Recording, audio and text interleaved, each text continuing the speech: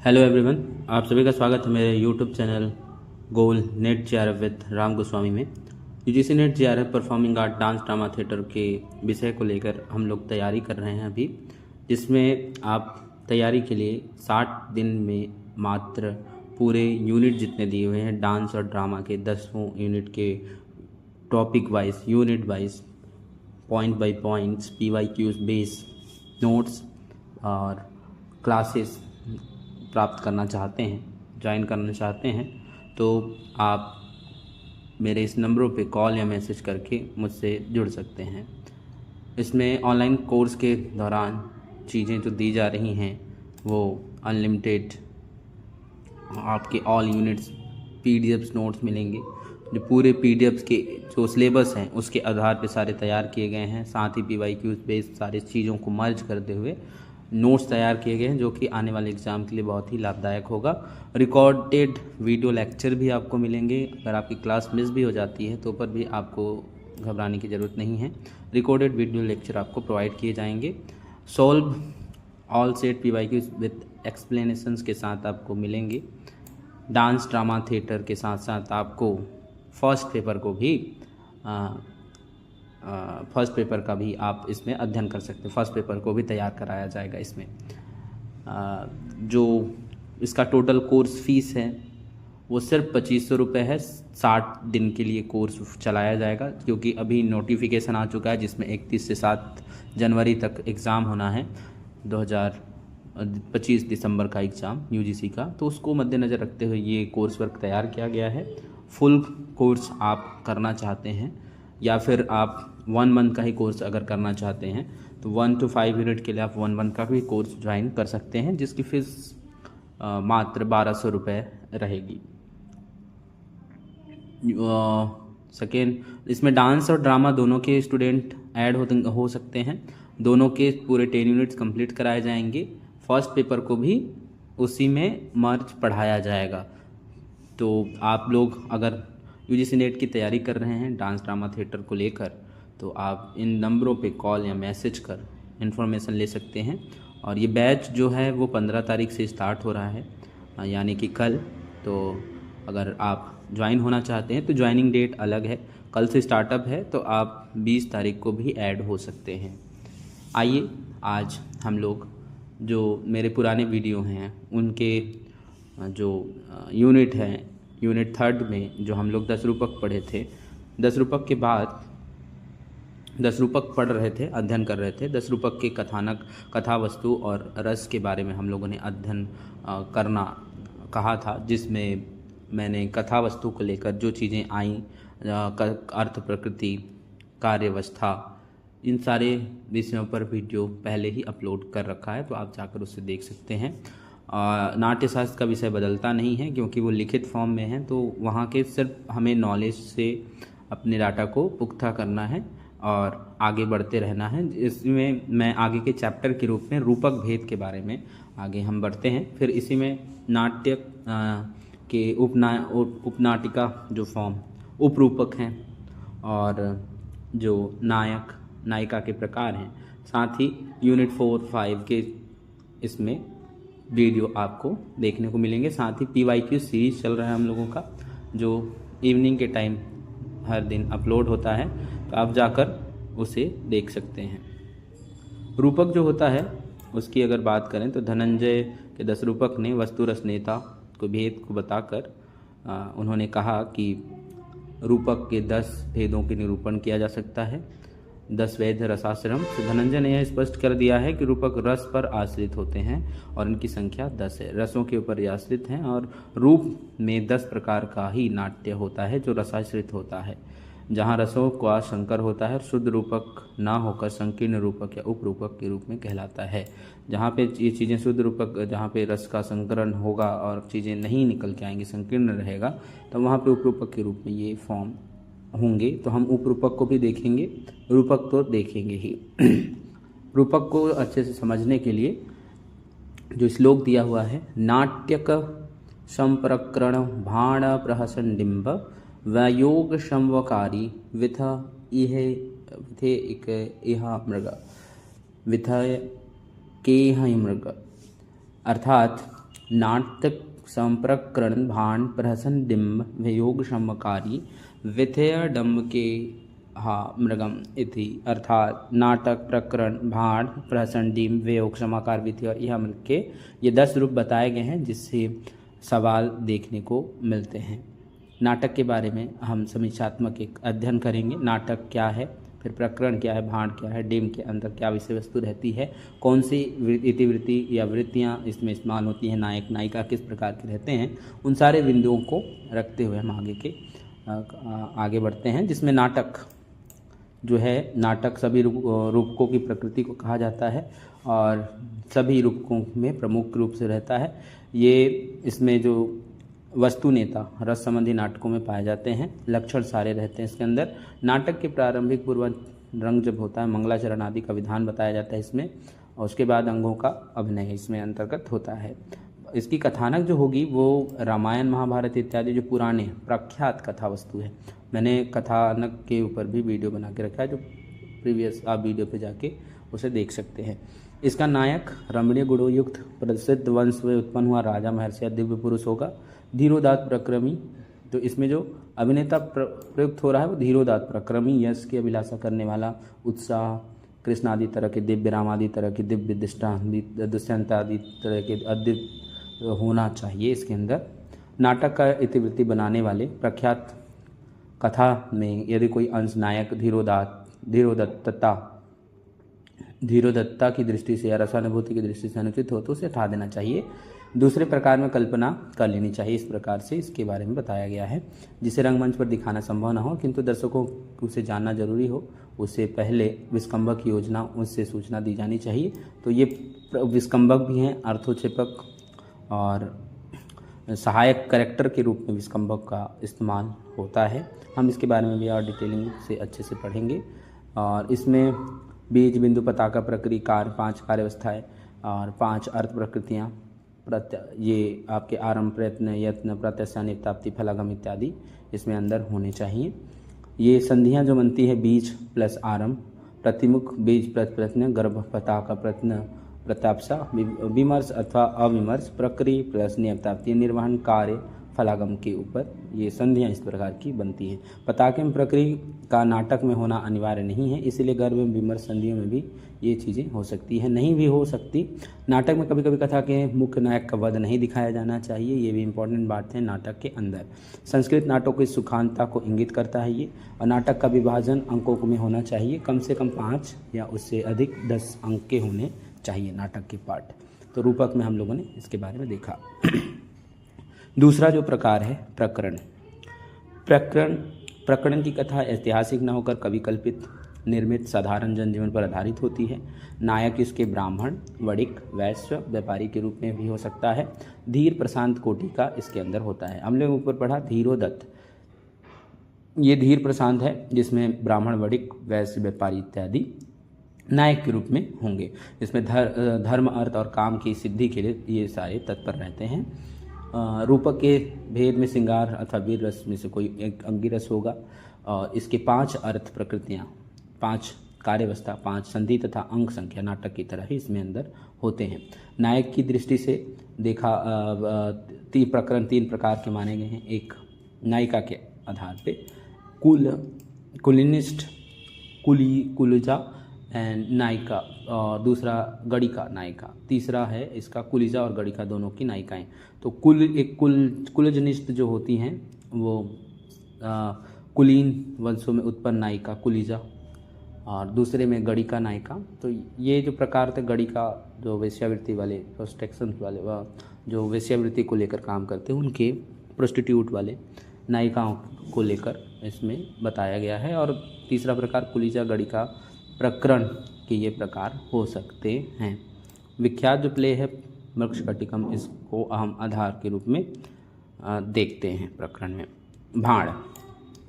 भाण नामक रूपक भेद में कोई चतुर या बुद्धिमान पंडित, वित्त या उसके दूसरे अनुभव या धूर्त के चरित्र का वर्णन करता है।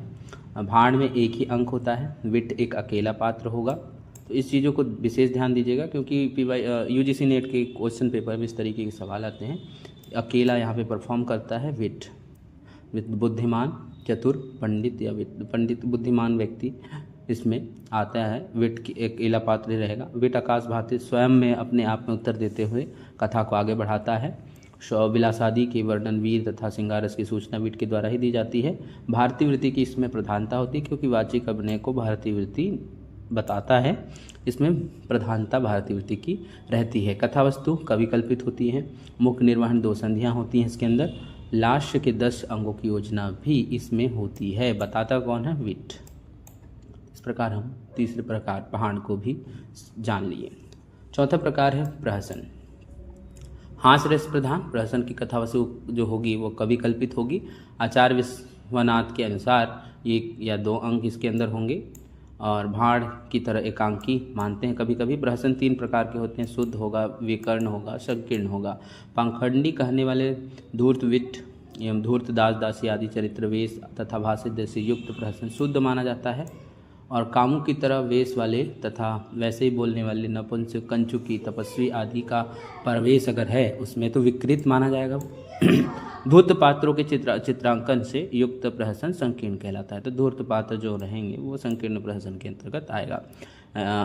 इसमें नायक बौद्ध, भिक्षुक, सहित सन्यासी, तपस्वी, गृहस्थी हो सकते हैं।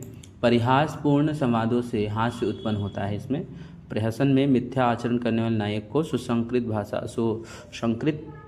भाषा में सभ्य जन की तरह बोलते हुए दिखाया जाता है। विशेष भाव को प्रकट करते हैं तथा शेष अंक में मिथ्याचारी भाव के जीवन के अन्य अंशों को दिखाया जाता है। 1 अंक वाला रूपक है ये। मुख तथा निर्वहन 2 संधियाँ होती हैं।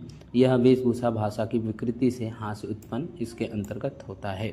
तो प्रसंग के बारे में हमने देखा। उसके पश्चात है 5वां प्रकार डिम। डिम की कथा वस्तु जो रहेगी इतिहास प्रसिद्ध होती है। इसमें श्री पात्रों के अभाव में कैश की वृत्ति को छोड़कर सभी वृत्ति रहेंगी। तो इसमें कैश की वृत्ति नहीं होती है।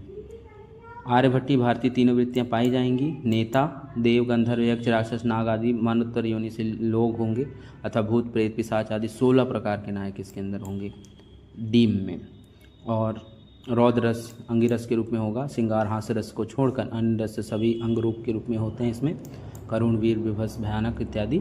मायाजाल, संग्राम, क्रोध, उद्दांत, उन्मत्त आदि की चेष्टाएं तथा सूर्य ग्रहण, चंद्र ग्रहण दृश्यों से युक्त होगा ये। इसमें 4 अंक होते हैं। मुख, प्रतिमुख, क्रव, निर्वहन 4 संधियाँ होंगी। तो ये डिम का प्रतिरूप है जिसमें कैश की वृत्ति प्रयोग में नहीं होती। साथ में अंगिरस के रूप में रौद्र रस होता है। सारे रसों को छोड़कर जो सारे रस जैसे करुण, वीर, विभत्स, भयानक, अद्भुत इत्यादि होंगे। हास्य और श्रृंगार रस को इसमें छोड़ा जाता है। इंद्रजाल, माया, संग्राम, क्रोध इत्यादि इसके अंतर्गत वर्णित होते हैं डिम में। उसके बाद 6वां प्रकार जो है वो है आपका व्यायोग। व्यायोग का इतिवृत्ति इतिहास प्रसिद्ध होता है। ये भी ऐतिहासिक कहानियों पे बेस्ड होता है। नायक कोई इतिहास प्रसिद्ध उद्दत व्यक्ति होगा। इसमें मुख, प्रतिमुख, निर्वहन ये 3 प्रकार की संधियाँ होंगी।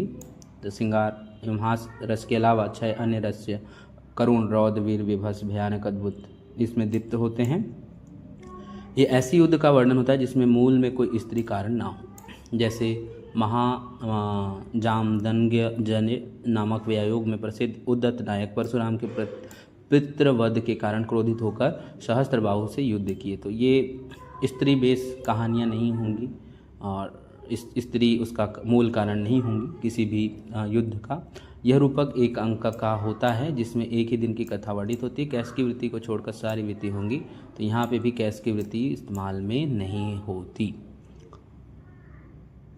अगला है समवाकार। देवों और असुरों के संबंध पुराण प्रसिद्ध कथा की समवाकार इतिवृत्ति के अंतर्गत आता है। इसमें सात्विकी, भारवती, भारतीय 3 वृत्तियाँ हों। कैश की वृत्ति के रूप में स्वर रूप में प्रयोग होता है छोटे, तो समवाकार में थोड़े रूप में होगा।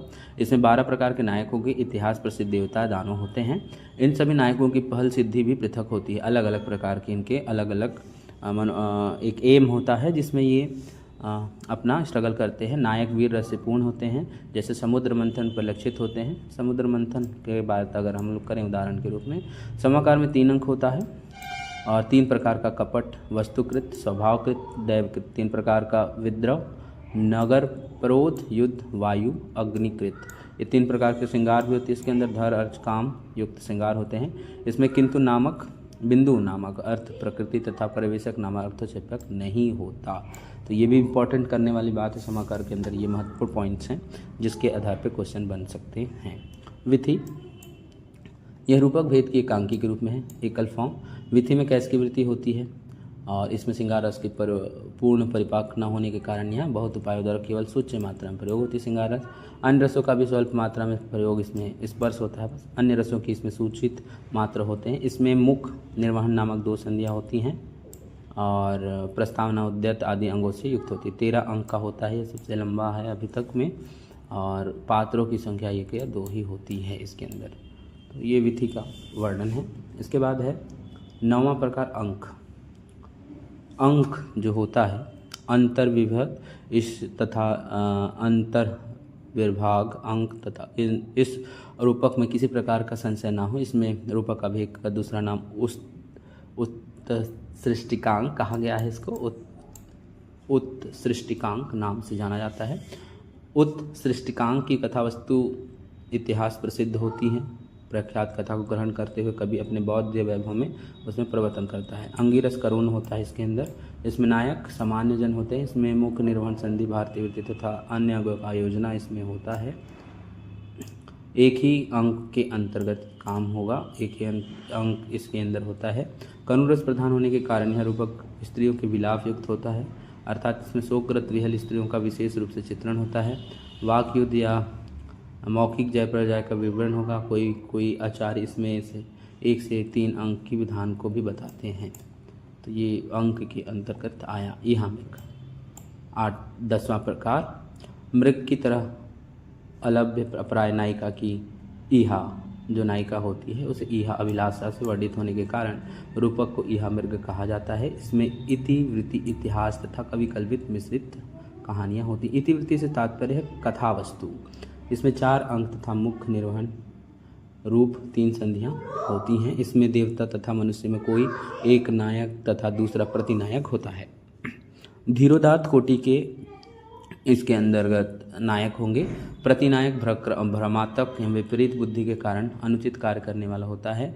किसी दिव्य स्त्री जो उससे प्रेम नहीं करती उसका अपहरण करना चाहता है। ऐसी स्थिति में कवि उस प्रतिनायक के आश्रय से श्रृंगार भाष्य में कुछ वर्णन इस रूपक में करता है। नायक प्रतिनायक का विरोध पूर्णता पर पहुंचकर भी किसी न किसी बहाने से युद्ध को रोक देता है। तो ये चीज़ें यहाँ पे युद्ध नहीं होगी, लेकिन चीज़ें अगर हम देखें तो ऊपरी इसमें ये फॉर्म देखने को मिलेगा आपको। प्रतिनायक के वध की स्थिति आ जाने पर भी वध टाल दिया जाता है और रूपक के मूल कथानक में महापुरुष के वध का वर्णन भले ही अंकित हो, किंतु रूपक में उसने कदापि प्रदर्शित नहीं किया जाता, अर्थात द्वितीय वृत्ति में प्रतिनायक का वध नहीं दिखाया जाना चाहिए। ये इसके नियम हैं। तो हम लोगों ने 10 रूपक के बारे में पढ़ा। जो भी अभी तक हम लोग अध्ययन करते आए हैं और जो बैचेस में क्लासेस चल रही हैं वो टॉपिक वाइज PYQs को बेस रखते हुए और सिलेबस को मद्देनज़र रखते हुए आने वाले दिसंबर एग्ज़ाम के लिए तैयार किया गया है। अगर आप फर्स्ट 1 to 5 यूनिट डांस के जो 1 से 5 यूनिट भी अगर क्लास करना चाहते हैं तो आप ज्वाइन कर सकते हैं। 1200 रुपये उसकी फ़ीस रहेगी। और जो आप इसमें अगर चाहें इसमें आप 1 मंथ का ही कोर्स कर सकते हैं, जिसमें आपको फर्स्ट पेपर एंड आपके 1 to 5 यूनिट के क्वेश्चन पेपर के साथ यूनिट वाइज चीज़ों को पढ़ाया जाएगा। अगर आप क्लास नहीं अटेंड कर पाते तो आपको उसमें वीडियो भी प्रोवाइड किया जाएगा। साथ ही अगर आप पूरा फुल कोर्स लेना चाहते हैं जिसमें पूरे 10 यूनिट हो, उसमें PYQs हो, पूरे लेक्चर्स हों, वो सारी चीज़ें आपको 2500 रुपये में मात्र दिया जा रहा है। 2 महीने के अंदर सारा चीज़ कवर हो जाएगा। 2 बैचेस ऑर्गेनाइज की गई हैं जिसमें अभी लगातार एक बैच चल ही रहा है और उसमें 2 बैचेस हैं। उसके अंतर्गत भी जो इंग्लिश लैंग्वेज को लेकर भी स्टडी कर रहे हैं उनको इंग्लिश लैंग्वेज में भी परफॉर्मिंग आर्ट के सब्जेक्ट को पढ़ाया जा रहा है। तो देर न करते हुए, समय न गंवाते हुए आप अगर ज्वाइन करना चाहें तो आसानी से आप इसमें ज्वाइन होकर अपनी तैयारी दिसंबर एग्ज़ाम के लिए पूर्ण रूप से JRF के लिए तैयार हो सकते हैं। धन्यवाद। मिलते हैं अगले वीडियो में।